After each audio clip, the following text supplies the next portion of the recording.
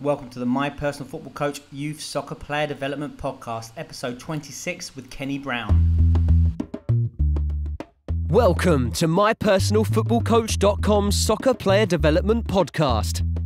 Discover all the secrets, hints and tips about soccer player development and soccer coaching from some of the leading figures in world soccer. Here's your host, Saul Isaksson-hurst.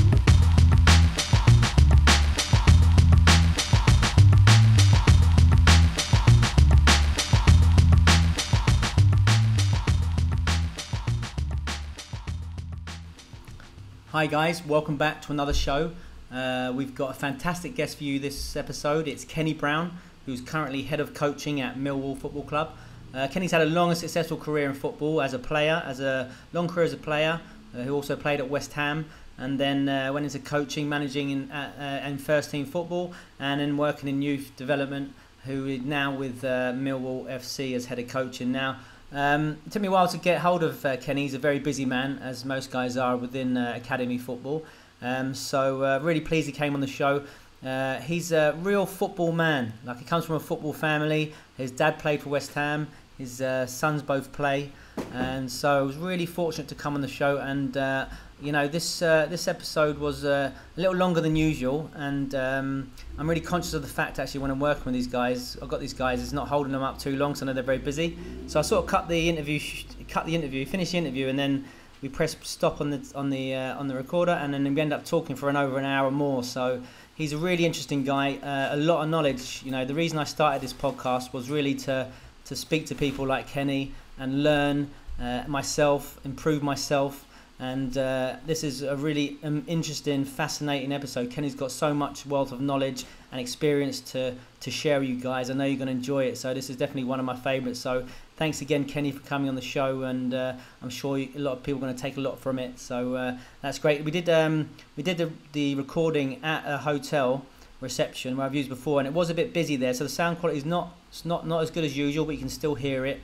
But don't let that put you off, because this really is a fantastic episode. So we'll go with My Personal Football Coach. Been a busy summer already. Myself, I'm working with a lot of young pros just before they go into pre-season. It's been fantastic, actually. I've worked with so many top young players. The app is going from strength to strength. We're just about to release the 5 to 7 year olds program, which I'm really excited about. That'll be out in the next couple of weeks, early July. It's been ready for a while, but I just wasn't happy with it, so we made a few tweaks. We've had some more content, lots of content on there for you. So the 5 to 7 year old program, part 1, is coming out in early July, so get ready. I think it's really going to help take the app to the next level. So that means we've got 5 to 7s program, the 8s to 11s program, 12 to 16s, and the 17s plus program. So something for everyone there. Really, if you're interested in supporting yourself or your child's technical development, this is a must. And most importantly, it's a lot of fun as well, and you can support yourself or your children to become independent learners. So really excellent, and pleased how that's going. Also, clubs from around the globe joining our unique club partnership program. So we have teams and clubs signing up. So if you're interested, if you're a team or you're a club, you want to add value to your team or your club and support technical development, take it to the next level, just drop me a line. I can tell you about the club partnership. Obviously, all the players will get access to the app, the technical training app, the dynamic ball mastery program, all the coaches also, and then all the coaches will get access to the coaches pass, which is the online resource available. So really happy how that's going. Really feel privileged that so many clubs around the world are taking that step to support their players and really add value to their clubs. So busy summer coming ahead. Have several excellent podcast interviews coming, pre-recorded, so we'll be releasing them in the next few weeks. So lots to come, and I hope you enjoy. So, Kenny Brown, welcome to the show. Thanks for having me. Can you just give us a little bit of background about your playing and coaching experience up to this date? Well, how long we got? Yeah. Well, first of all, playing career was started off in the YTS scheme at Norwich. We were the first year of the actual YTS scheme, so obviously when the government backed it. So I had done the apprenticeship there 2 years, and fortunate enough to sign professional forms, and back in them days you went into the reserves, which was a fully fledged squad made up of sort of second, third year pros, first team players that came that were either not in the squad or not in the team, or come back from injury, and obviously the group that came up through the youth team. And it was good times. I had sort of 18 months in that and worked my way into the first team at Norwich. So that was my early football. Made my debut at Norwich, I believe it was 17. Finished the back end of that season playing the last 17 games in the old, what is now obviously the Premier League. Finished 5th in the league. And it was all good. Really enjoyed. I mean, still today, it's got a good name, Norwich. It's producing players, producing coaches, managers. Really good setup there. Really good environment to learn and to sort of get to learn your trade, really. So I look back on that, and that obviously set me in good stead for my future career in football. Really enjoyed my period at Norwich. So you played quite a lot of clubs, didn't you? What do you call the pinnacle of your playing career? Maybe does it be your time at West Ham? Yeah, I think so. I left Norwich and went to Plymouth. Had 3 really good seasons down at Plymouth in what is now the Championship. Met some really good people, and again, just learned a lot. I learned about myself. I was 19, 20, and my first time really away from home. 3 years of just enjoying my football, playing week in, week out at a decent level, and it manned me up. So, but obviously after that, like you say, the pinnacle was following in my dad's footsteps and getting the opportunity to play at West Ham. Just go. I mean, obviously we're going to talk about your coaching, but I was interested in your time at West Ham. It has such a reputation for the way it plays and the way it approaches the game. Billy Bonds was the manager there, is that right? Yeah. So tell us a little bit about the philosophy of the club then, and then what did that look like in terms of on the training pitch when you were training with the manager and stuff? Well, Bill had, it was very, very traditional. It was a really welcoming. It was a family club. I think that was the biggest thing. You walked in, and you'd walk in at Chadwell Heath. You'd have the Bill sitting on your right with Ernie Gregory, who played when my dad was there. Ronnie Boyce was Bill's assistant. Obviously Tony Carr was there. It was just and then you'd have ex-players always be coming in from Bill's era. So it was just a joy to go in every morning. You felt the history in the club, and you knew about it. I'd played against West Ham numerous times in the old South East counties, again in the reserves, in the combination league, and at first team level. I actually played against Liam Brady when he made his debut for West Ham, and I was at Norwich. And obviously the history with West Ham from my dad, so I knew what I was going into. But I think what you hear and what you saw from the outside looking in, and the good name West Ham had, you realise that in the first hour you're at the club.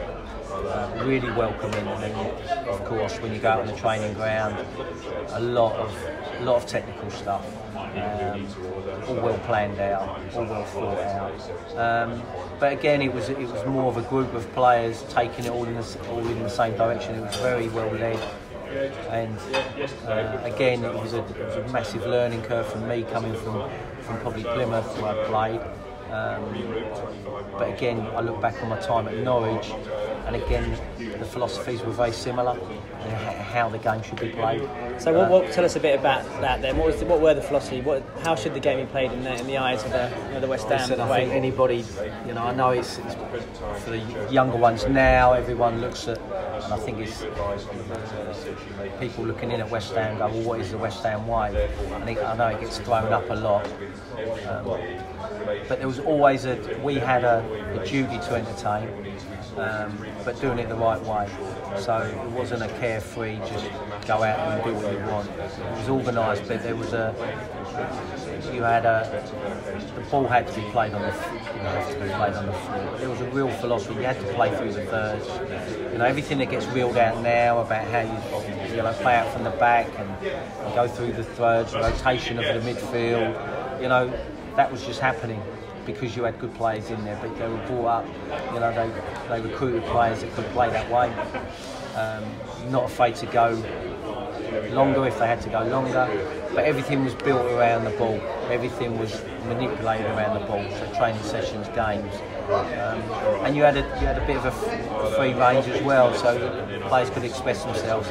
The players in the main positions, in the middle of the park, wide, up front, there wasn't restrictions on them. They were defensively, but offensively, there was a lot of bouncing off each other. So what do those training sessions look like under Billy Bonds? I'm just curious. Well, again, it was where you're looking at. You go out, and it's the same now. It's all organised properly, but it was structured in so that there was a plan for if we're working on a certain thing from going into the attacking third, into the final third. There'll be a lot of phases of play, drills. We're getting into these type of areas, the movements of the different players, and obviously the reactions from the other ones. There was a lot with the ball and a lot of offensive play. There was a lot less defensive work. We'd still do unit work, go off and do our unit work, but the biggest thing you remember back is there was a lot of offensive football. Everything was to go forward, to go and play, to go and score goals. And again, we weren't the greatest team in the world, and definitely not the greatest team at West Ham. But I think whenever I speak to people now, you knew what was turning up every week, whether you were winning or losing. You know that the team had a real work ethic. But also there was an opportunity they were going to go and entertain as well. So, do you think, looking back, that those sessions, the style of coaching, the methodology has changed that much to the modern day? Is it like, if you look back and say, wow, that's, you look at a session now, now you're at Millwall, obviously, if you're watching the first team, has it remarkably changed, or is it just similar sorts of themes, or is it not much difference? Or I think it's a lot more open now. I think what happened was, the way it's gone is players, coaches, they ask a lot more questions. You need to be prepared. You need to be. You're getting challenged all the time. Every day you're getting challenged, whether that's by other staff, peers, above, below, players, parents. All want to know why you're doing it, what we're doing it for, and you have to be prepared. There has to be a plan behind it. I think back in them days, you trusted the management staff, you trusted the club. I was going up a level, so I was going back into the league, into sort of Division 1, but with the top London clubs. So you went in, and they would have had all that. They were top people in their game. So you trusted them, but you didn't have that that sort of mindset of going, well, why are we doing this? It wasn't as open as it is now, and there wasn't that opportunity probably to do it. So there was a lot more command, a lot more. This is how we do it. I think that's not just at West Ham. I think that's how it was. But again, the staffing was, like I said, I reeled off 3 names. That was your staff, and a physio, John Green. But you're going to staff now into a Premier League club. You can reel off 15, 16 bodies. Yeah. So there's a lot more to deal with now in obviously football now to when it was when I was playing, especially at West Ham. Well, what would you say then are your main takeaways then as a player to then as a coach from that experience? I get asked it quite a bit, and it's for me, really, you're stripping it right down, and it's helped me in football, out of football, in my general life. But you've got to have these core values, and I think that was the biggest thing that was at West Ham and at Norwich. But you had values, and it was drilled into you. All the things about being polite and just being honest in your work, being respectful, and I think you do that, and that's why it was such a friendly club, because there was no one else waiting to someone to order for someone to do something or leaving something for someone else. Everyone had the same mentality. Like I say, I was brought up on that before I even got into football, and even now, I look at how we deal with obviously kids at Millwall and how we want things done at the club and in the academy, and not just in the academy, at the first team level. The manager has the same philosophies and the same values that we do. That you want good people around you. If you've got good people, honest people, then you're going to have half a chance. If you don't have that, we don't entertain them, and you give them an opportunity to maybe turn things around. but you soon find out the ones that you can trust and you can rely on, and that's who you want to work with. Yeah. It was no different then. So then, moving after your playing career ends, tell us about your first foray into coaching or management. Yeah, I remember doing the old FA prelim, which everyone's sort of done back in the day. I started doing my B licence when I was actually just finishing up at Millwall. I was still at Millwall playing. Done it with the players, and then took that on. And I'd left Millwall. I finished up at Gillingham as a player and worked under Tony Pulis, which was really interesting. I only worked with him for the last 2 months of the season. I went on deadline day, but really interesting. Very different to what I was used to. He was very methodical. There was no five-a-sides. There was no small-sided games. It was, if it didn't relate to the game, they wouldn't be doing it. And it was, and in a good way, because obviously we were quite successful. And looking back, even now, I still look back and go, wow. A lot of people put sessions on for session's sake, especially coaches. They want to make the session look. Actually, okay, pick that up and put that into a game scenario. Where does that marry up? Where he was really clear on what he wanted and what he wanted from every player when the ball was in certain areas of the pitch. Didn't leave any grey areas, so you knew exactly what you were doing. I think that's a massive skill to have. So I left Gillingham. We finished the season, and then in the summer I was out of a club. Went on trial to a few clubs, as a lot of players did, and then Peter Nicholas rang me up. He just took over the job at Barry Town in Wales, in the Welsh Premier. Said he was looking for an assistant.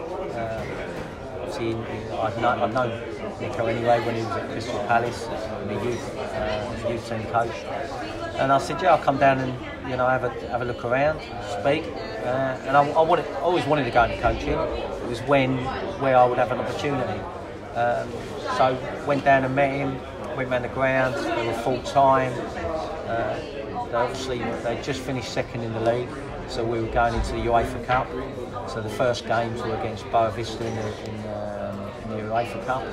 So it was all quite exciting.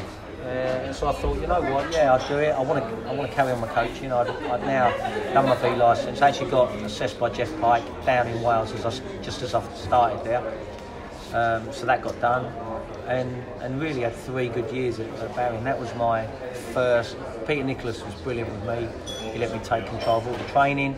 He'd just come in and sort of have a look at on match days. He took over, which he was good at.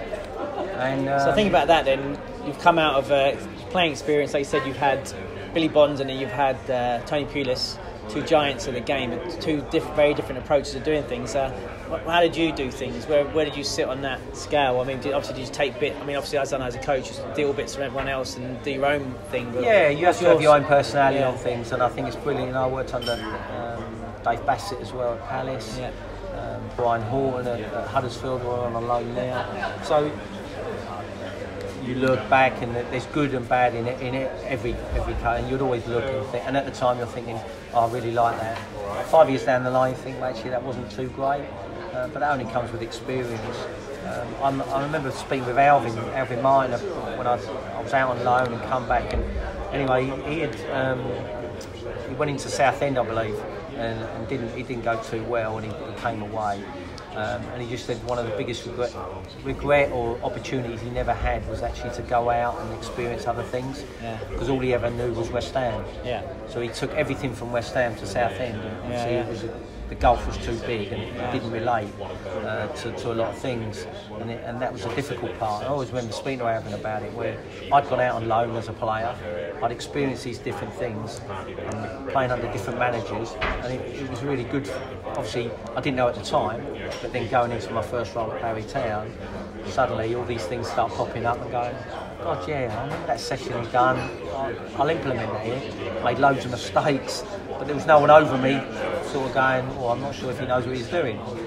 But it was a brilliant learning, getting your hands dirty, out on the grass every day with a group of players. It was tough, because you expected to win the league.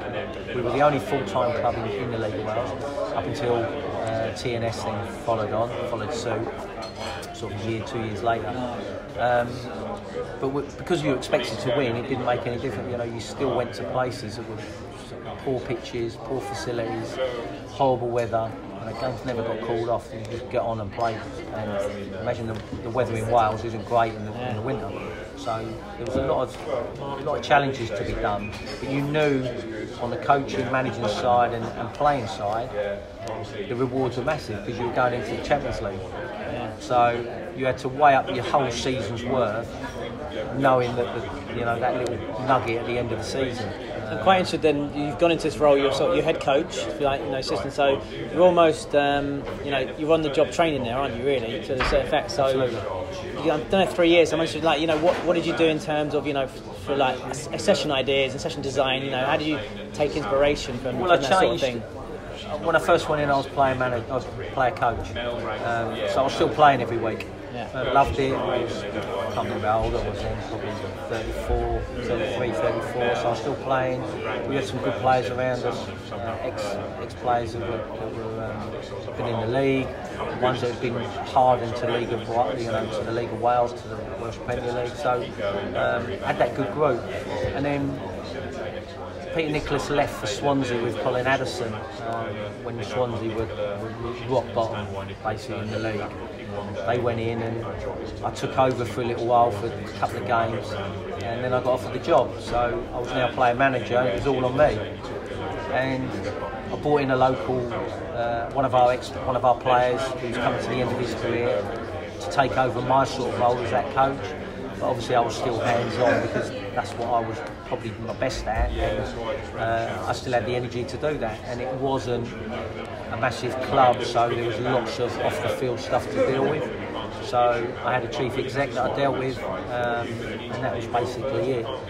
So I could get on and concentrate on the football. But like you say, on the session-wise, I started to get more interested in sort of the match preparations. I thought that I started to probably in that back end of that second season.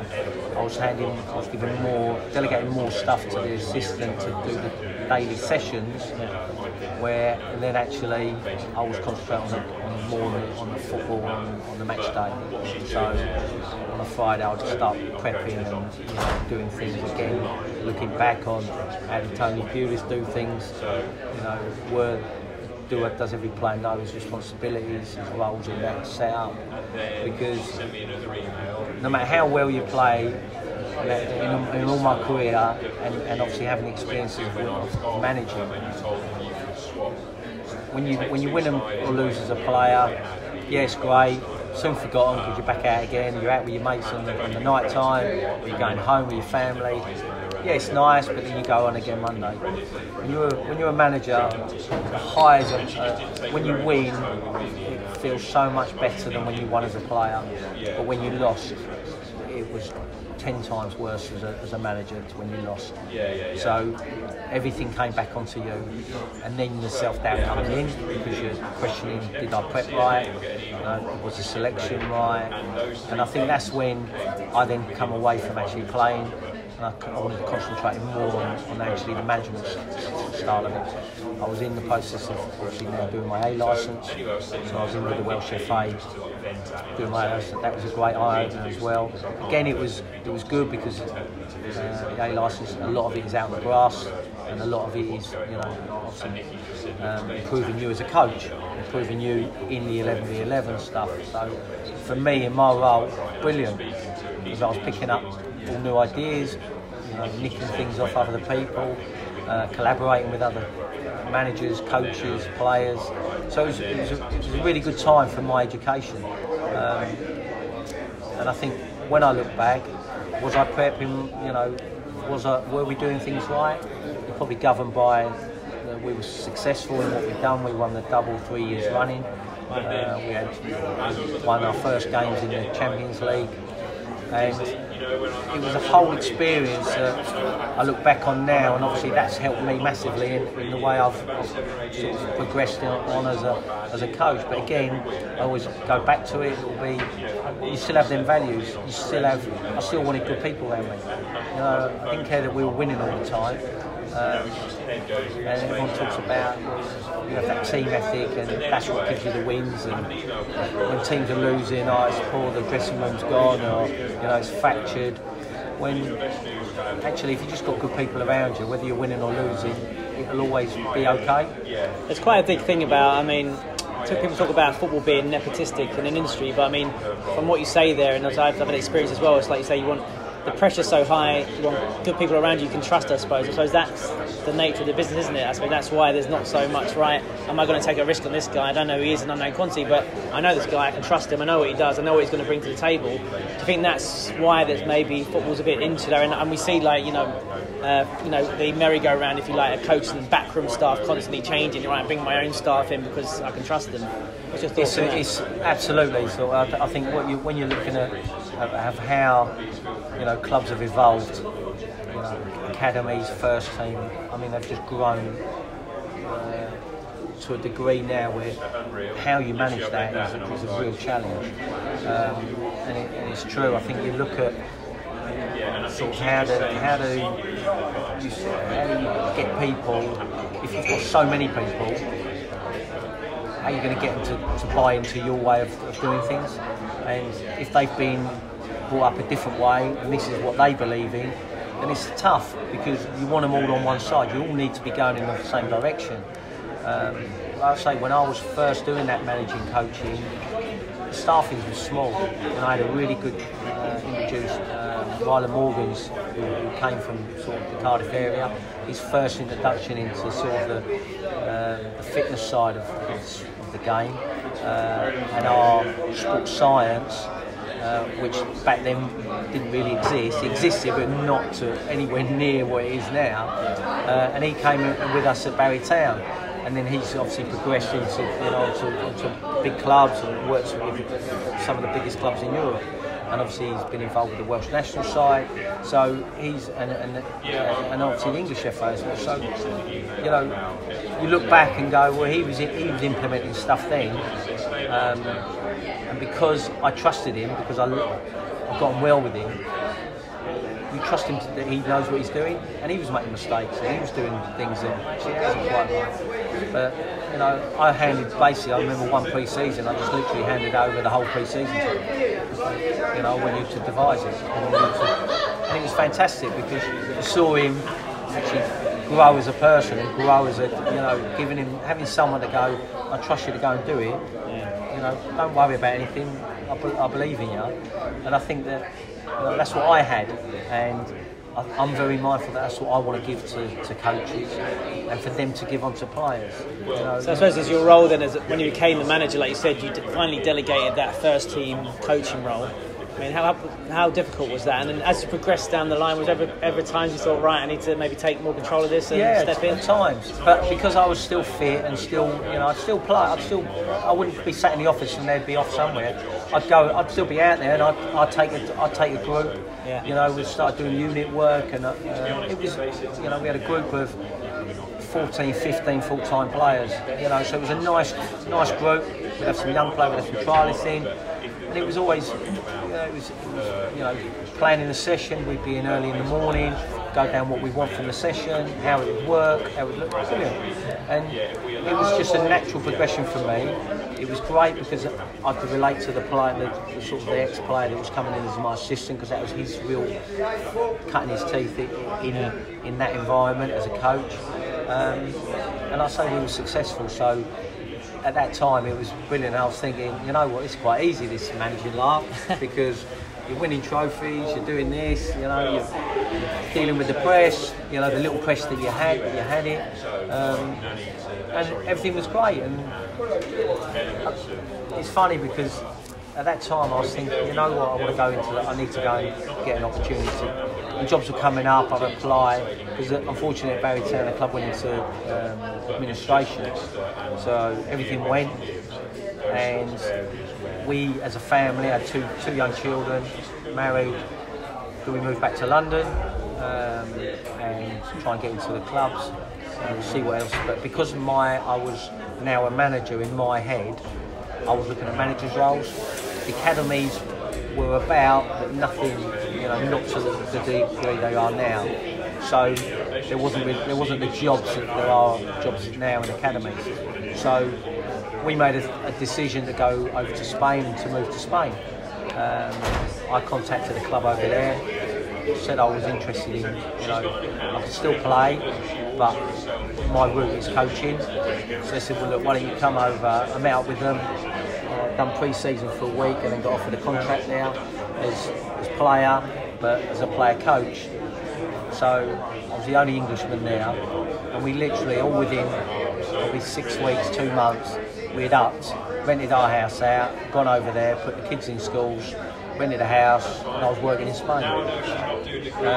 And never really looked back, to be honest. From that, I had 6 years of probably the best time away from football, but also really enjoyable time in football. I was working for 6 years I was a player coach.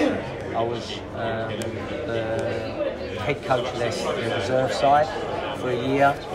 I then was director of football for another club, and then took over as manager there. What was the club? So I was at FC Torrevieja. And how's your Spanish then?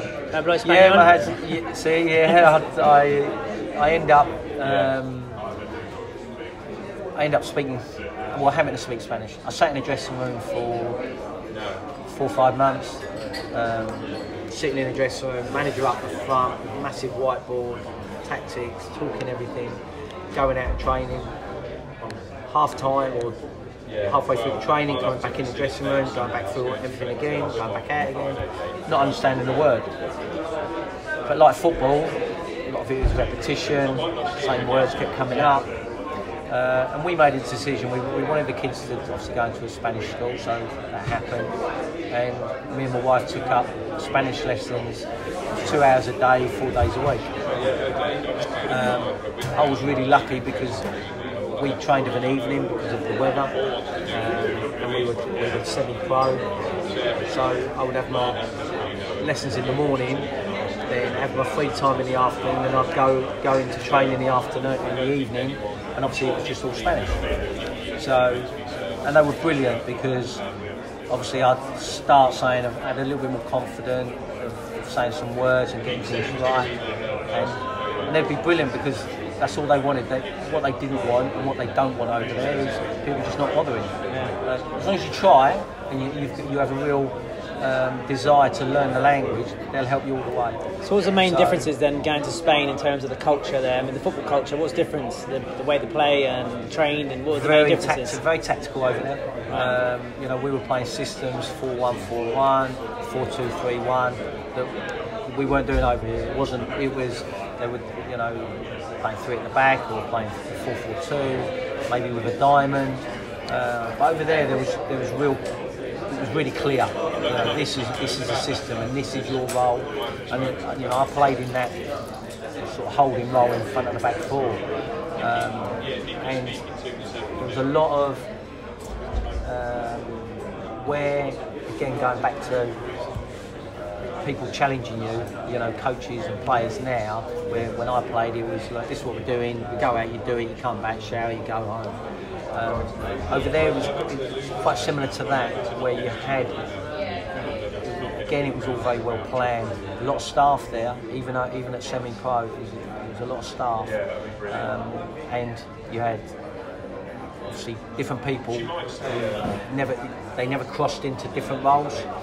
So, your manager would be if you had to talk something to do with, your set pieces or where you are on certain plays, you went over to the actual coach, and it was all very. If it was to do with your physical side, obviously you went to the science department. And they never really crossed, not in front of anyone. Obviously, they would be together as staff. It was very, some of it was in isolation, but actually, all it done was another experience to sort of take away, to think, well, this is what they're doing over here. And at the time, obviously, Spain was really successful. When we were there, the Euros, the World Cup, everyone was talking about Spain and Spanish football. and it's weird because they've done a lot of technical stuff. They've done straight away everything opposed.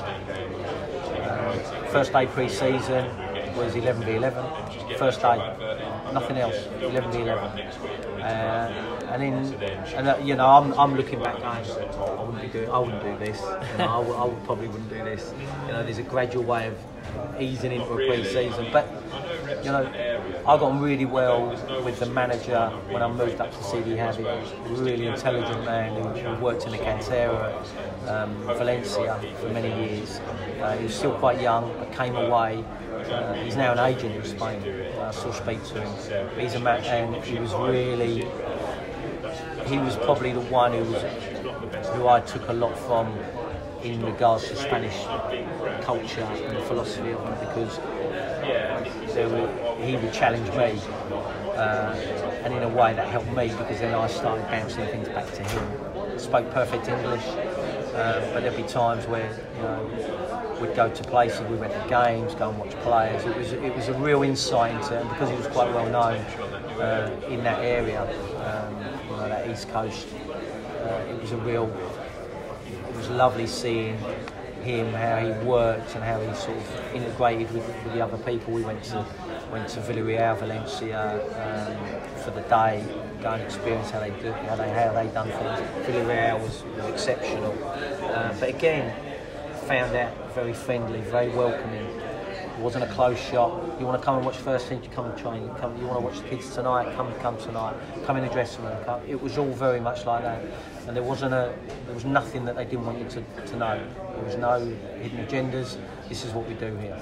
And obviously Villarreal at that time, I think they were saying 15 years earlier, they were just a village team. They were nothing. They're still in the village. It's just grown. They have now, not hospitality, but where the kids sleep every day, and they come in, they train, they eat. The size of this room was where they ate. Everything overlooked the training ground. They had the B pitch with a stand round it.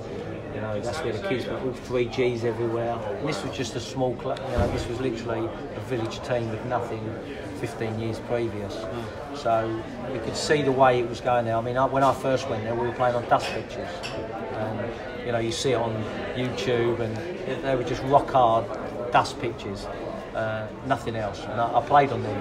And when I was coaching there, you played, all the B teams played on it. Just as over the years they started introducing the 3Gs and 4Gs, which obviously transformed everything. But it was looking back onto obviously the real detail in the football, which was again an insight for me, was how much information they give over to players, and the level of the detail was really good. And that was a semi-pro. Even though we had some good players and we got promoted that year, and it was a real insight into how they do things and how they work, and you can see why weather helps massively. There's no getting away from it. The culture, the way they eat, the nutrition, everything like that. The whole lifestyle is health.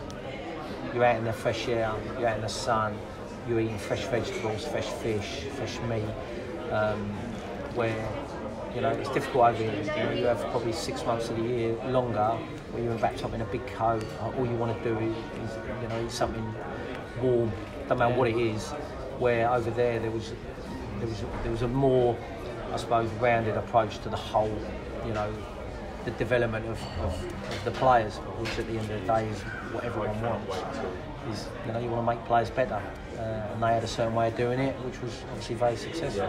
So then talk about, and then you're moved into youth football, into academy football. How's that come about? What's your first role? Well, it happened in Spain, because when I first went up to CD Javier, the cantera, which is like the youth system, the academy, was really fragmented, and it wasn't weird. There was no structure in it at all. So the president asked me, can you basically just put a program in place, a structure in place, which was a big task. So thinking, director of football, lovely, I can sit up in the stand, watch the manager and relate, Because I got on well with the president, who's now the chief executive of Portsmouth, Mark Catlin, so he's an English president, brought me up and loved the whole role of it. And then I thought, you know what, this is actually something to really get into. So I had to deal with which I struggled. I did struggle because it was me coming in as an English person, coming in to tell basically some really senior, experienced Spanish people how to run their club at youth level, which didn't go down too well. But again, I think that helped me because I couldn't fight them because I didn't have the language to fight them. So I had to get into them and try and sort of get that trust. And I think in the way I worked and the way I spoke to them and sort of went out my way to try and help and give them, because I'm not saying what I was doing was right, but it was all quite loose. So putting that together with a lot of the good things that they were already doing wasn't hard, but the actual sort of setting up that infrastructure was hard. So we've had this conversation before with previous guests when other academy managers who've gone into a club and they've tried to change the culture, but if you're going to a club and you're in a different culture, that must be even harder, right? Yeah, very much so. But again, we had some really good people in the cantera, like really good coaches. And from varying, like over here, you've got some really experienced ones that lived in the area, played for the club, had everything, really well respected. And you have the young coaches that either got injured or hadn't quite made it in football, but they saw their route, as a club, they wanted to do well for their local club. And so we had that, and that was fantastic because, I go back to it, but I could relate to that. And again, I'm a people's person. I like to, and over there, they're very much like that. They love to have that. We'll sit like this over something away.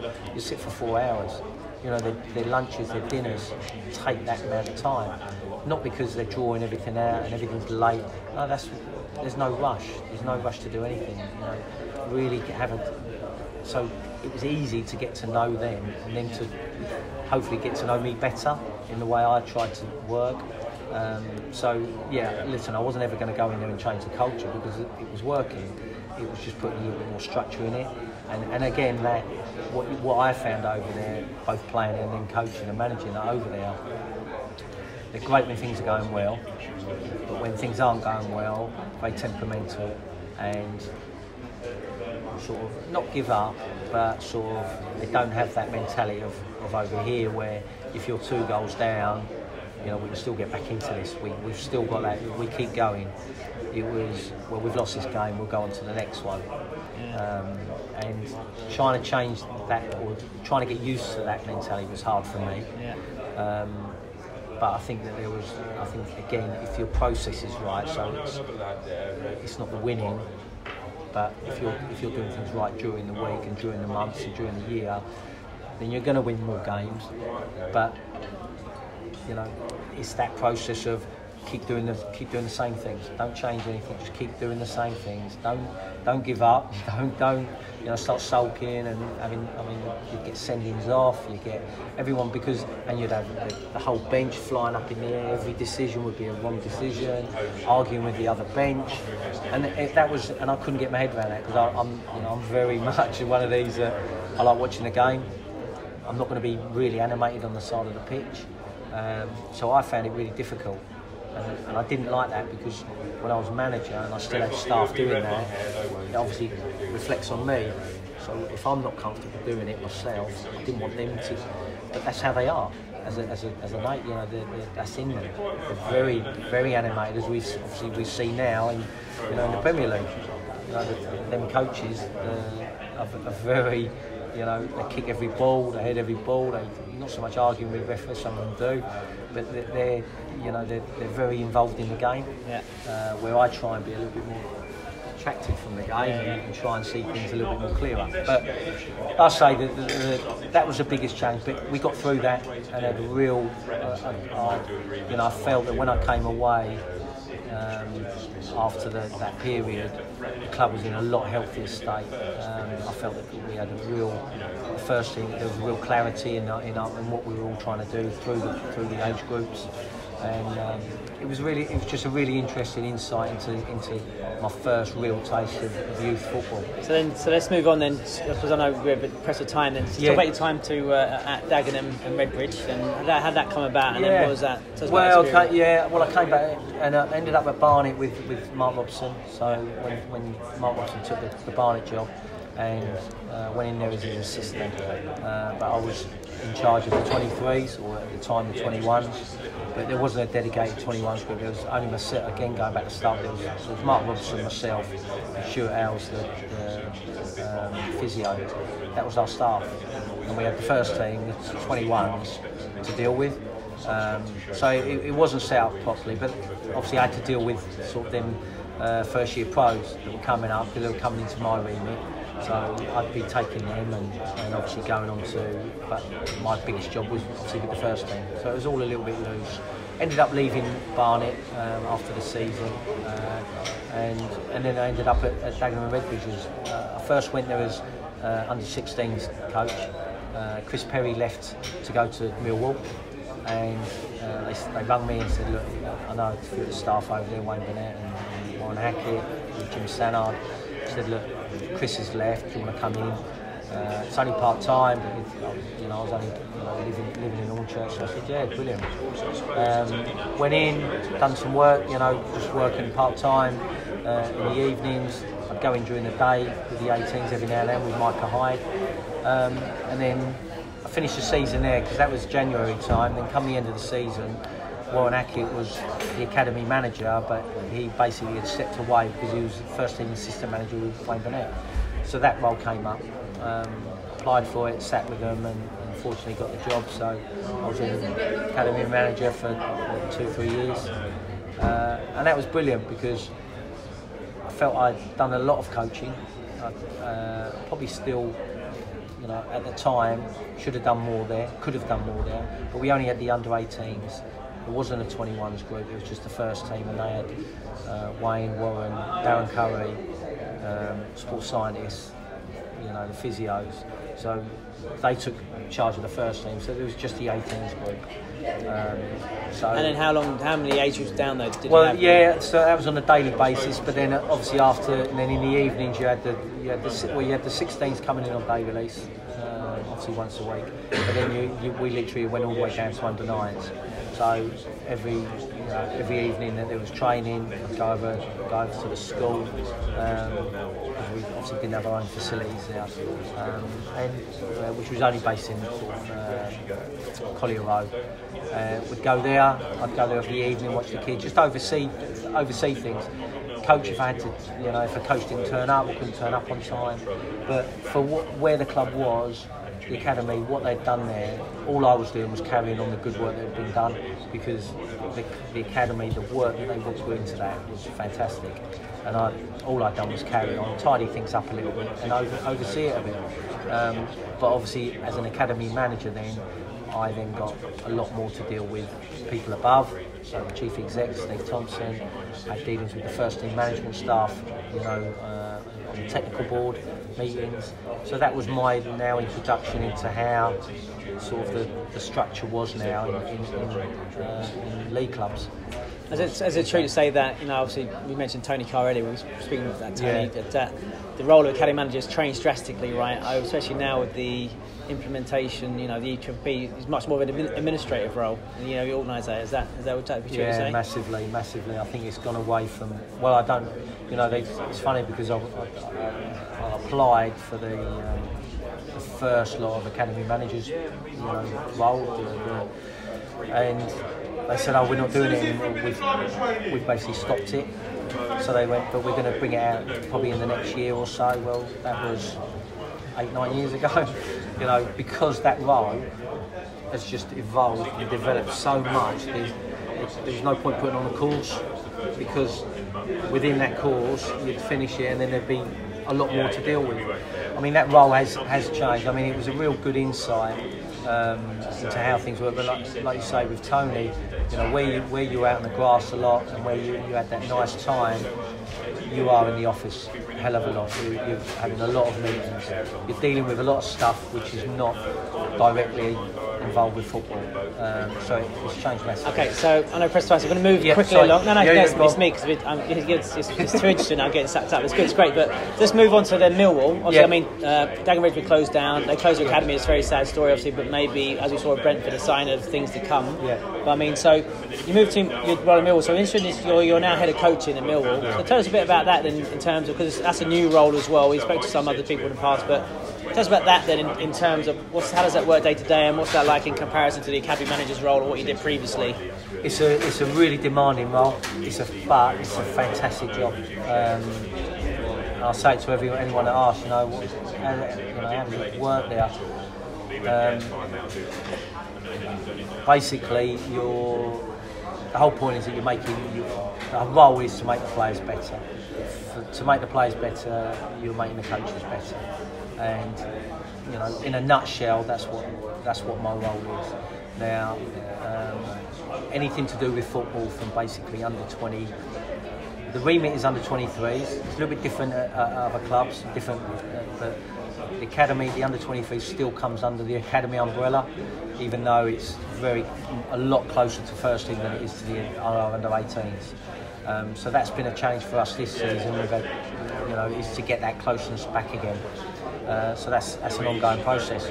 But basically, on every day you're with the under 18s that are in every day, and obviously there's staff. So I deal a lot with the staff. Don't interfere with coaching, as in their sessions, what they're doing, how they're doing it, because that's what they wouldn't be in their roles if they weren't competent at what they're doing. I'm there for advice, and I'd oversee some sessions. I obviously do observations on the coaches, so they'll be filmed, they'll be mic'd up, we'd have feedback with them, we'd then sit down and discuss the session in more detail, and what could have been improved and what went really well, how would they change things.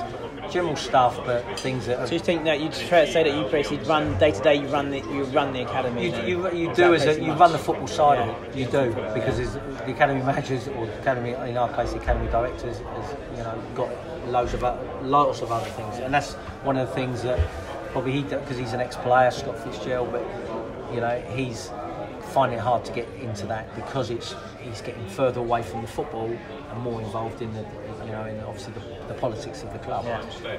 So on a day-to-day basis, the football is I oversee that, and then again day release, the evening sessions. So we train every single evening, Monday to Friday, and then we have sessions Saturday mornings. So through the week, it's managing my time. I've got the club's really good with that. I think when you go in there, you can easily get caught up in literally working 7 days a week, and that's quite easy. And going in, we'd have 8 o'clock meetings, so I'd have to leave home at 6:30 to miss the traffic, and wouldn't be leaving the training ground until 7:30 at night, and then going again the next day, and then the next day, and before you know it, the week's gone. And I think that's how it was when I first went there, because I felt I had to go in, I had to keep going in, I had to be seen to be going in. But then it was made clear quite quickly, that isn't what we want. We want you to, when you're in, to be really on it. If you feel you need a day off or work from home, take the day off. Because that's quite interesting, isn't it? It's quite unique, the culture of academy football, whereas across the board, any club, the culture is like that. Like I said, I've had conversations with the academy managers before, like they say you have to go in because you think it's not going to run or something. So, but the culture is 6 or 7 days a week, 12-hour days. So I mean, how do you combat that? I suppose always the question as well, like how do you keep your coaches fresh and the staff fresh, being in that sort of environment? And I suppose you have to be brave to say, right, work from home or take a day off, and definitely the academy's not going to collapse, right? Absolutely. We have we've got 22 coaching staff, so I'm responsible for all of them.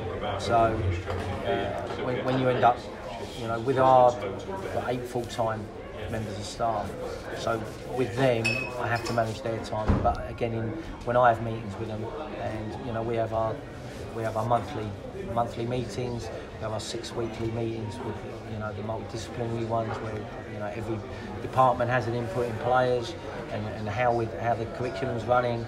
But obviously this time of the season now, we've learned that we're in retain and release of players, which we're literally bang in the middle of. We're now, we've organised our pre-season over the last month for next season. We're 18's going away on an Erasmus trip to Madrid, so we've had to have all that organisation with the secretary. Pre-season for the 16s because the 18s are away, and then the schoolboys programme. So everything to do with the football, sort of everyone goes, Kenny, what we're doing? What we're doing here? And I get lent on from above to go, have we got this in place? Yeah, no, I'm on that now. But I wouldn't change it for the world. I think every club's different, and I can only speak to where I am at the moment. But the club, I love the honesty of the club. The values are exactly what my values are, and it's a pleasure to go in.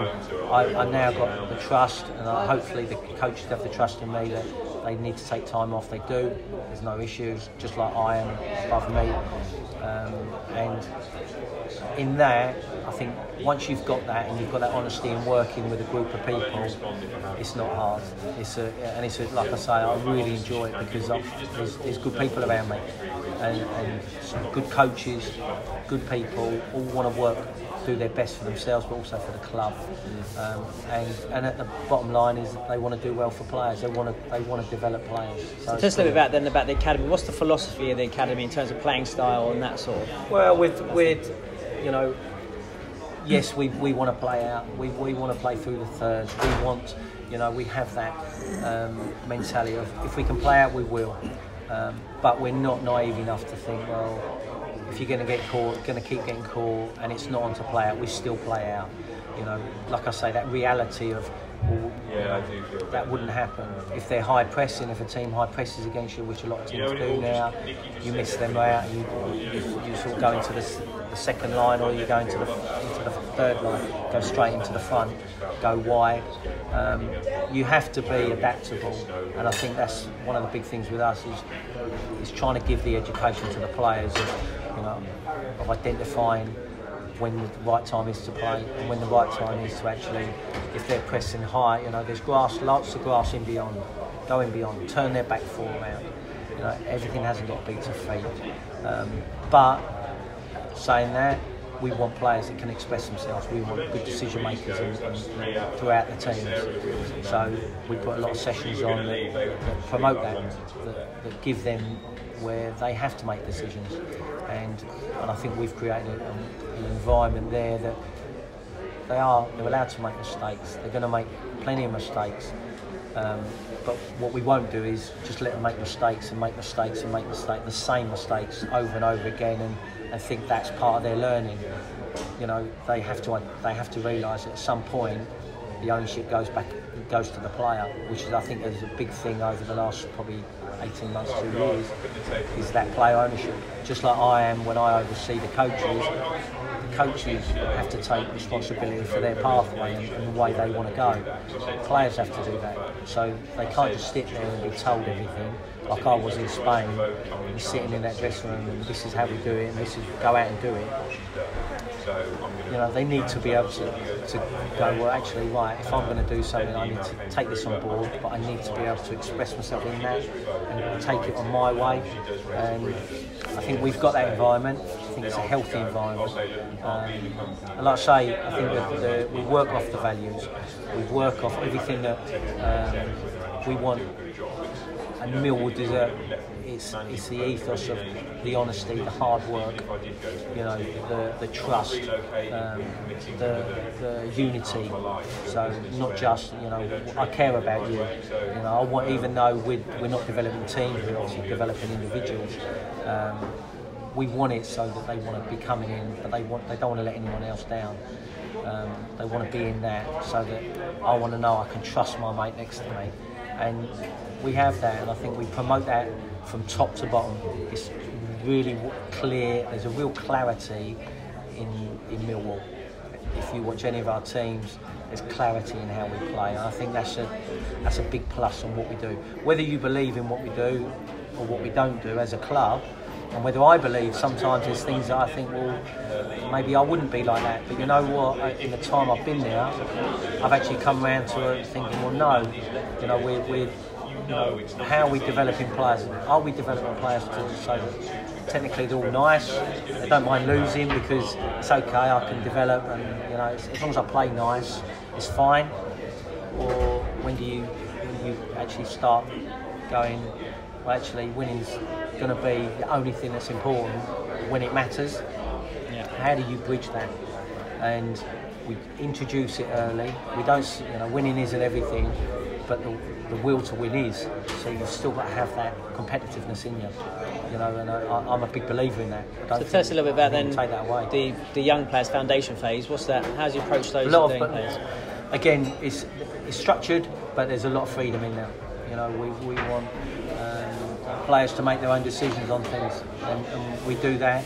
We have a really good foundation phase lead coach, Paul Palmer, who's been in there for years, knows the role really well, deals with that age group and them ages, knows how to deal with them. You know, he's a family man, got you know, young children of his own.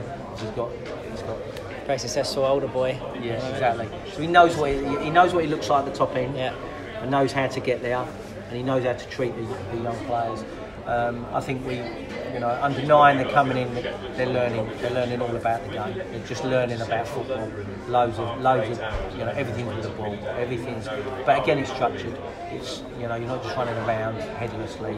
You know, just having that little bit of awareness about, and then going through the 10s and 11s. The 11s is a good one because they realise that going up into under 12s, you're going into 99s and 11, their first introduction into it. And again, they're then going up, they know a lot more, they feel they've outgrown their foundation years, and then now, and hopefully what they've learned in them years is obviously putting them in good stead for what we can build on them. So the tactical side of stuff won't really come into play till you're under 12s, and then obviously into under 13s. But it's more a lot of technical stuff. Obviously their mechanics, their body mechanics, which is really important at a young age. So their physicality, I'm not talking about size, it's, you know, their movements, they're just the fundamentals of running, jumping, turning, twisting. You know, we spend a lot of time with them on that. I'm interested as well, so to interrupt there, mate. Just, no. So, as head of coaching, what do you look for instance, well, how do you firstly recruit coaches, and what do you look for in coaches? You know, this is obviously a lot of coaches listening to this podcast, they'll be interested. Yeah, no. Again, I think that coaches will. How do you go about recruiting? Well, this year we didn't lose any coaches from last season, which is really unusual because, you know, especially you'd expect, which we probably will do this year. Don't know yet because we've got appraisals coming up within the next couple of weeks. But normally the part-timers, their lifestyle changes. The job becomes more demanding away from football. They can't do the hours. You know, they have a baby. You know, they've got a job abroad, or they've got to move somewhere else, they're moving house, so they can't fulfil the role anymore. So we recruit, go through, you know, again, recruitment process, goes out, gets advertised, you get people in. When you're sifting through, one, they have to be qualified. So I can't just bring my mate in, who I think is a really good coach, but he's not qualified.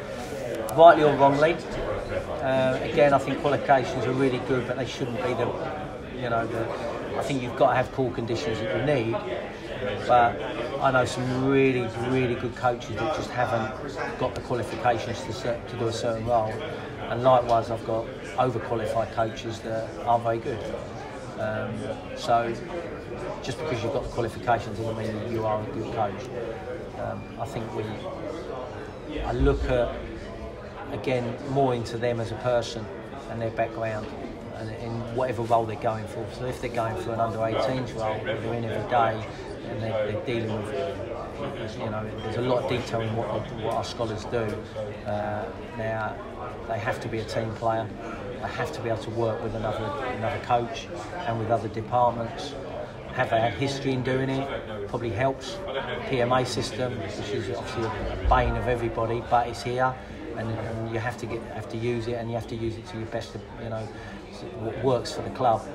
Or if someone has never been on the PMA, you know, that wouldn't hinder him, but you think, well, where has he been for not to have accessed the PMA? So there's a lot to contend with. The PMA, the planning and preparation system, which people might not know, is people where the Premier League do, so right, but it is, like say, the bane of many coaches' lives. But I mean, that really has changed the way coaching's done now, isn't it? Because the administration part is so much more, you know, such a big part of your life now than it was. I mean, even I remember as a part-time coach at Chelsea, towards the end of the years, it was, you know, it was so much more, you know, a good few extra hours a week of time. It really changes the nature of the job. I imagine as, you know, full-time it's going to be even more. Really good point, yeah, massively. It's not, if you think you're going to come in as an 18s coach and be out on the grass every day, and that's it, and do a bit of prep for the game, you're a million miles from it. It really is. The amount of time our 18s coaches sit on a laptop far outweighs the time they're on the grass. Again, rightly or wrongly, you know, are we making players better not being out on the grass with them and spending that much time on a laptop? But it's here, and there's some really good things on it. You know, obviously the data collection, and you know, the skill is what, you know, how you use that data, but everything's collated onto the system. How many minutes they play, you know, where they play, you know, their injuries, what type of training they're doing. Everything is all in one place. But obviously, it's only as good as the data you put in. So if you start being lazy on it and you don't put the data in, then the data basically doesn't work because it's wrong. So you have to be up to date with it, and it's demanding, but it's part of the role. So if you don't want to do it, you're not going to be a coach, because that is part of the role, and it's written in their job descriptions. This is clearly, just as it is, you have to be there for games and you have to be there for the training sessions. The PMA is part of that role. So you know, it's not something you can, I'll leave it this time, or I don't need to do it. Unfortunately, you do. So, and talking more about planning, how does it work in terms of your coaches delivering? So, for instance, your 9s coach or your 12s coach, do you have team planning? Do they work for a curriculum? Do they have set sessions they've got to do, or they're free to do? How does that work? Well, at Millwall we work off 6 weeks blocks. We juggled it around last year. We still work off 6 week blocks. We've in our curriculum now, where rather than it being sort of 6 weeks of attacking play, then 6 weeks of defensive play, then 6 weeks of counter-attacking, 6 weeks of playing through the ball manipulation, whatever. We basically have sort of condensed it all and made it simpler now. It's easier for coaches to deal, but also we do that in a 6 week block. So we cover. So if we're covering playing out from the back, we'll also be in the same block. We'll be covering pressing from the front. So that and then obviously you've got transitions in there. So we have transitions in every single session. So the idea is that you've got the opposite. So you've got the opposition. So you're not just working on defending the whole time. You'll be working on defending, but then you'll be working on, and just like if you're working in the final third, and obviously crossing, finishing, movements, combinations, you'll be working defensively in the defensive third. So in that same block, that's how you're going to be working. So you're not just focusing on one unit of players. Every player is going to get, the same amount of work and time and development in each block. So we do that over the 6 weeks. We have 6 week reviews. So the player comes in, we have them all filmed, and we basically discuss about where their objectives that they've had. Every player has objectives through the 4 corners. We discuss where what they've done, where they're at, what's gone well, probably they need to work on, and off the back of sort of the initial meetings, they've all got IDPs, which obviously which is an end event, really a bit of homework, where they go out, they have time pre-training, and also a block of half an hour once a week where they can go out and actually work with the coaches on their individual needs. So, and that could be the coaches, it could be a physical part, so they'd work with the sports science department on whether it's a speed thing, whether it's agility. If it's a technical thing, it'll be with the coaches.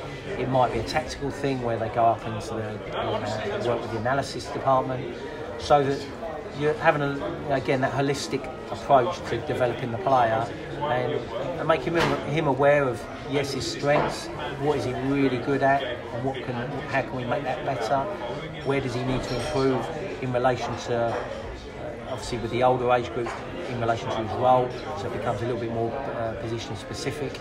But in general, I think all you're doing, you're looking at how can we improve the players and how can we, as a group, as a department, help them. How can we get the most out of all these hours that everybody's putting in to develop them? Because we want them, whether they, yes, we want them to go through and get scholars. Yes, we want them all to go and get pros. Want them in our first team. If we make clubs come and buy our players or make offer for our players, brilliant. It means we're doing something right. If they go into the first team, brilliant. If they get released from us, the big thing from us now is, when players leave us, they're better people. And they leave us, they can go to Cat 1s, Cat 2s. No one's saying they're not good players. They're just not right for whatever reason at this time for us. So thinking about that, then talking about the players there, what about coaches? What do you do firstly for your own professional development? How do you keep fresh? And then what do you do for your coaches? How do you keep those guys fresh and come up with new ideas and innovations? Yeah, well, we've got a CPD programme throughout the season. They've all got their own CCFs now, so coach competency frameworks. So everyone has got their own individual, just like the players do. Coaches have it, and again, it's coach ownership. So we're encouraging coaches now to we want them to go into other academies, go to Cat 1s, go to Cat 3s. How do they work? How do they do things? And then when they come back, they give a presentation to the AMT about their findings. Not all of them, but if they've gone on a trip and they've gone away for a few days, well, come back and present. So they're delivering skills, they're presenting to their peers.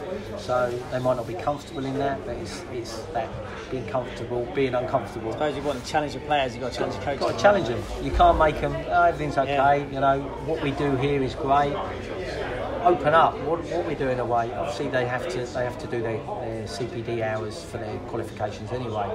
So they'll go on conferences, and the Premier League put on a lot of events where our sort of senior coaches go. We've actually got one tomorrow up in Wolves and West Brom.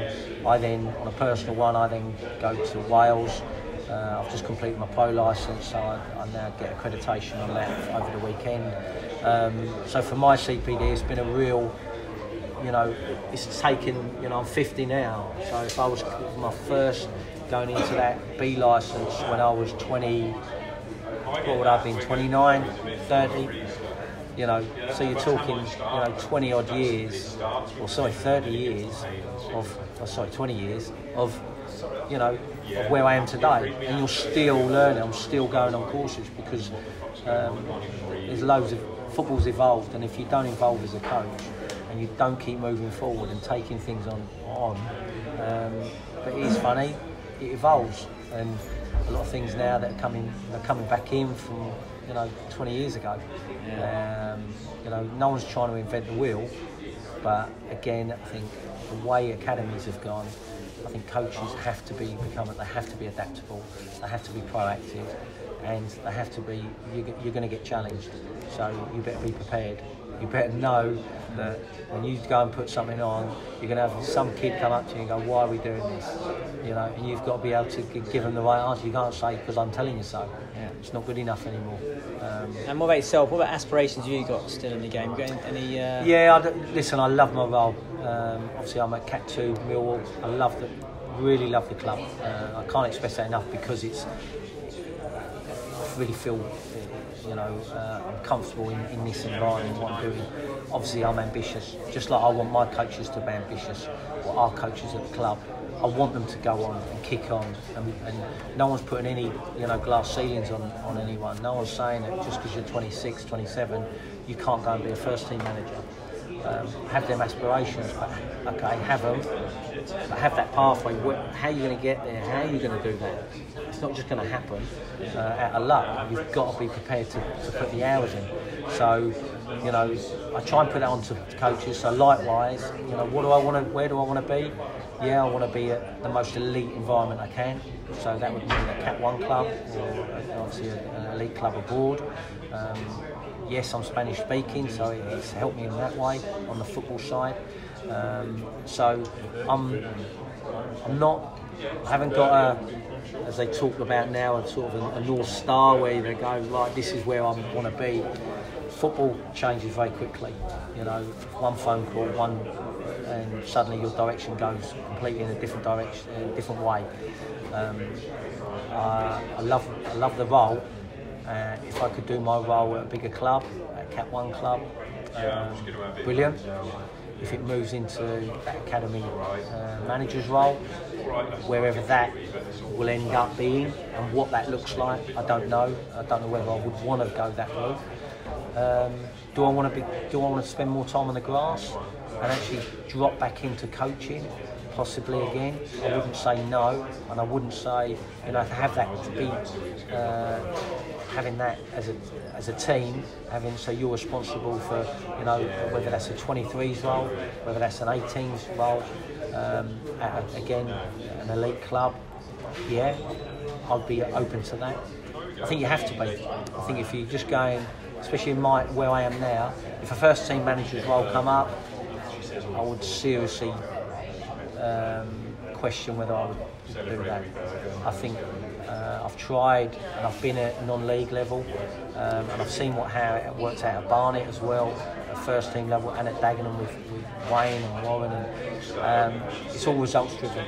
And I think my niche is that development, and I would find it very hard. I love, like I said to you before, right at the beginning, when you win and you're the manager, it's not a better feeling in the world. It really isn't. If you go and lose 6 games on the trot, you're basically going to be out of a job. I suppose as well there must be an element of stability in terms of you've got family and I've got 3 children. First team football, such a absolutely fragile industry, right? Yeah, in the 23s we have that. You go, well, 23s brilliant, but even though it might come under the academy umbrella, it's basically dictated by the first team, and not just at our club, at nearly every club. So first team manager goes, he will have an idea of staff to bring in, and we've already spoke about, they will bring with them a first team coach, another coach, an assistant manager. Well, they'll bring people in to fill roles. If there's a role, they'll make them vacant. So it won't go, well, no, he's developing players. They'll go, well, I've got someone better. He can go, I'm going to bring him in. So you've got to be really sure and confident in your ability, but also you have to have an awareness and that confidence to sort of go, well, it might not work out, and I may well be looking for another job. And I know better than, just as well as most people, that it's easy to get a job when you're in. It's easier to get a job when you're in a role. When you're out of the job and you're looking in, it's really difficult. It's really hard, and it's not a nice place to be. And speaking about that, because obviously a lot of coaches at the beginning of their journey listen to this podcast. What advice would you give to someone who's at the beginning and wants to get involved in academy football? What's the how forget the money. Yeah. Forget money. You're not going to get rich, and you may well have to do it for nothing. But if you've got a real desire to coach, then you'll do it. And apply yourselves. Don't get sucked into, this is my philosophy, this is how I have that in you, but you have to be adaptable, because you might have a philosophy, but if the club that you're going to that wants you doesn't have that same philosophy, then it's not going to work, and you can't be that selective. I think you have to go in. A lot of clubs now know we know it. It's out there. It's obviously very open how you develop players. Every club will have their own twist on it and on what they believe, which is fine. But you have to take that on board, work within that structure, but know that, okay, if I go to another club, I probably wouldn't do it like this. That's fine, you know, because I want coaches, and I'm sure coaches, they've got to have their personality, they've got to put their own onus on that. But remember, if you're going in at whatever team, it's not your team, it's the club's team. So, you know, we talk about he's the under 12s coach, under 13s coach. They talk about, you know, my players, that's brilliant. But all you're doing, you're just facilitating this group to go and to move on. So all you're doing is making players. So you're not going in as, I want to make this team, I've got to win this game because this team's great. It's irrelevant. No one in academy football is interested in that. It's purely how you come over and whether at whatever level and whatever age group you're at, are you suitable for that? You know, and are your coaching styles, can you adapt them to the different age groups? And what do you say about practically though, you know, those first steps? I often get asked for people like, you know, how did I get into it? And there's different ways. What do you say to like a coach? Say, look, where does he go? Does he just start applying for jobs or? Yeah, go in as a volunteer. Yeah. Go and apply for being a volunteer. You know, come in. Do you take volunteers at Millwall then? Is that something you do sometimes we do, but sometimes it's a little bit difficult because only the way it's gone now with health and safety, with, you know, obviously all the checks that need to be put in place, and normally they'll come in, they'll watch a couple, and then they sort of drift away again because there's not enough substance in it. Yeah. But we have assistants that obviously don't get paid. They get paid, but very little money. Yeah. And it probably just covers, if at all, their petrol to get into the training ground. So when they come in, you've got to love it. You've got to actually love coaching, and that coming in and loving what you're doing it's fantastic. But you've got to have it in your head. You're not going to suddenly bounce and suddenly earn all this money. Because it's not in academy football, it isn't there.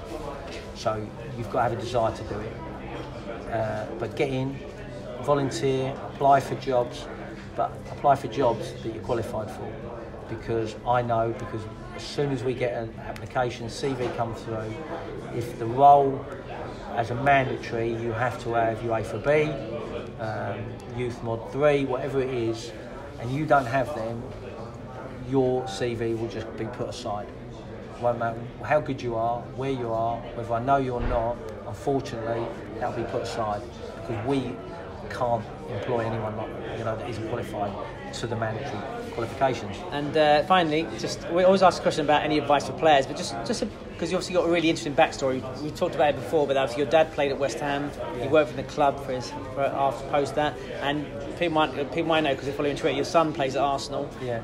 I said as well. I said it earlier that I wasn't just saying this, but as came across him as an 8-year-old because he was going around the clubs, and he had probably one of the best game understandings of a young player I'd seen. So I mean, what's your thoughts? And obviously Tom Byer talks about, football starts at home, the culture. I mean, do you think that's just naturally because he's been immersed in that his whole life, or was it something you specifically worked on him with? Or it's just being around in that a football family, if you like, just picks up naturally? No, it's nice. It's nice of you to say obviously about Lewis, and he's been. We've just had his review, at Arsenal, and he's been taken on again for another 2 years. And, so he's going to go through under 13, under 14. I think one of the things that they spoke about him was they actually speak to him as an under 14. But some of the stuff they can't speak to him as an under 12 because he wouldn't register with him. So he said, what we speak to as an under 14, that's how we speak to Lewis. So in a way, it is good because it shows that he's quite intelligent and he sees things. And I'm not saying, listen, far from me, he's not the most technically gifted footballer. If you watched him in a game, he wouldn't be your standout player. But he's got obviously certain things, attributes that are very strong, which a lot of them aren't coachable. Going into that.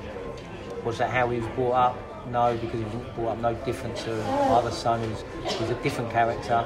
Just as, he's 19, but again, in football, but a good footballer, but a completely different character to Lewis. So, and they're different. And I think, like you say, my dad was in football all his life. I've been in football from the age of 16, to now, and I've got 2 boys in football. So, is it hereditary? It's anything that we've done. I think the only thing I would say is that because I know, and I think the way I was, I remember sitting with Dad and he'd be going, you don't go out Thursday nights. Even if it was just out for a meal, no, you don't go out 48 hours for a game, you stay in. What you do after a game, well, that's up to you. And, you're thinking at the time, going, it's nothing, I'm not doing it. But it wasn't a case of he didn't trust me that I was going out getting drunk or, staying out till 3 in the morning. It was just them principles. So as you said earlier, that culture. Of actually going, yeah, you're right. And I had it with my eldest son, and he's now in that mindset. No, I don't do it on a, his mates all ringing up going, look, we've got this, only come for an hour. No, I'm not coming. So in that, now whether he makes it or not, and whether he goes on to make a career in football, I don't know. But I'm pleased with that because I think he's now he's making his own decisions. They're the right ones. And that's all I can say about Lewis is I think it's helped massively that he's had an older sibling, like brother, that we've got into him. Well, I say got into him. We've installed them values and that culture to him, and so he's not just getting it from me now. He's getting it from Harvey, and Harvey's probably harder on him than anyone. But he looks up to him. So for me, that's been a real. I think that's why Lewis is how he is. I think I put a lot on Harvey. I think he's been brilliant for Lewis, and I sort of step away and think I don't have to do much. And I'm thinking it must be quite interesting you going into those review meetings with Lewis, and then with the Arsenal coach, and they're thinking, right, got a dad here, but he's the head of coaching, Kenny Brown. It must be a bit daunting for those guys as well. Especially watching the session. I can imagine putting a session. I've had people watch my session and go, right, I better make sure I'm on it here. I suppose it must be the same for those guys. It's really, it's funny actually because I'm really mindful of not just at Arsenal, but I really I truly not to be a critique. Yeah. No matter, we've watched, like I said, I've just completed my pro licence and had the pleasure or privilege of watching Pep work 3 different sessions.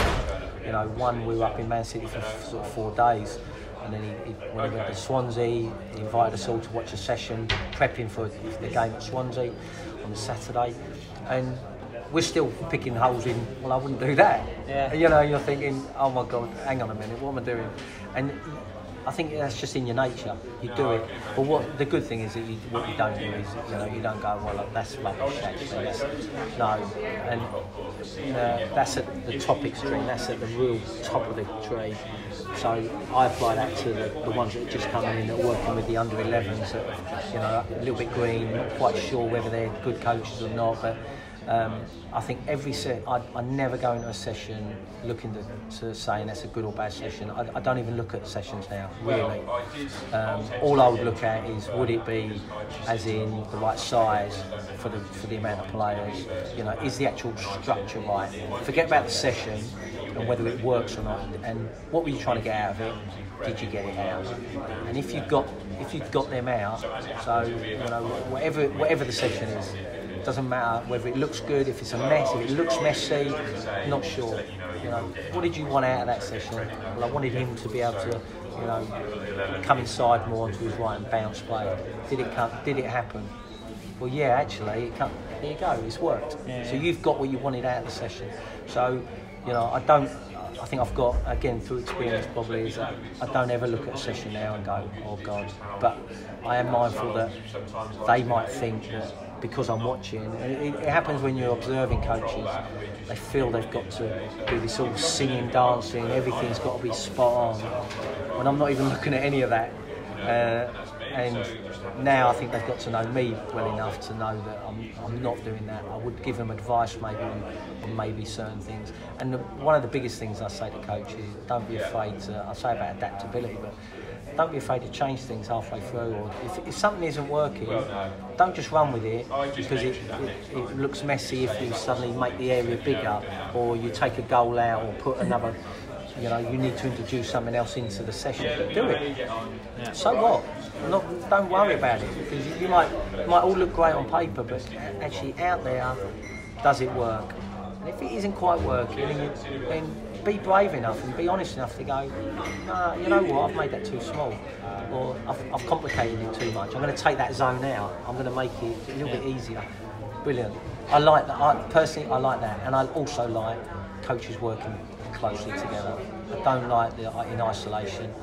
I think coaches have to interact. I think you have to be able to work with each other and bounce things off each other and have a real energy about you whenever you go into sessions, whatever age group, whether it's grassroots, academies, you know, first you've got to be prepared, you've got to be adaptable, but you've got to have an energy. You've got to energise everyone around you, and if you've got that, you're not going to go far wrong. You really aren't. So. Kenny, Matt, no, thank you very much. Top amazing. Man. No, thanks for me. Thanks for tuning in to the MyPersonalFootballCoach.com Soccer Player Development Podcast. MyPersonalFootballCoach.com's Dynamic Ball Mastery Program is the world's leading online individual technical training program, proven and developed at the highest level in the English Premier League. Sign up now to train like the pros and take your game to the next level. Master the ball, master the game.